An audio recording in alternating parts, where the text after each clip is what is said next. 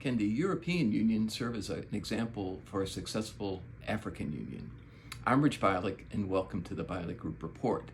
Today I want to talk about the why and how of the European Union. It began in 1950 when France and West Germany came to an agreement on a European Coal and Steel Commission.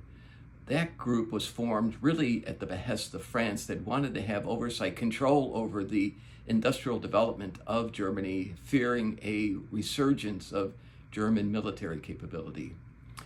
That commission then led to an agreement in 1957, the formation of the European Economic Community.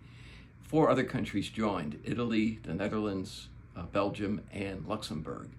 In parallel, you saw the UK with nations, Scandinavian nations, and a few others forming the EFTA, European Free Trade Association.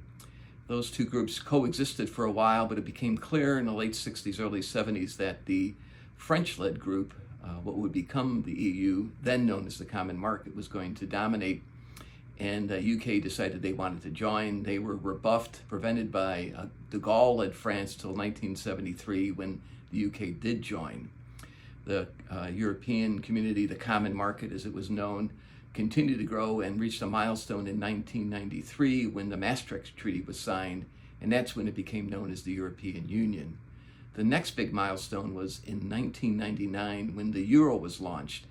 That was a success, but maybe it was a step too far, because later, about 10 years later, we saw economic issues arising from tying economies like Greek and other countries in Southern Europe that had weaker credit, leveraging the strength of the euro driven by strong credit countries like Germany, creating a lot of turmoil. That, along with issues related to immigration, caused the first exit from the EU in 2020, the famous Brexit.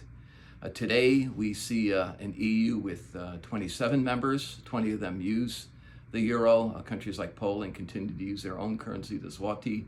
And if you look at the success it has, we now see an EU with a population of 450 million and a GDP of 20 trillion.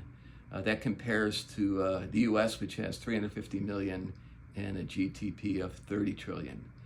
So I want to give you that background. In the next few commentaries, we're going to talk a bit more in detail about the success and failures of the EU and how that might guide a successful African Union.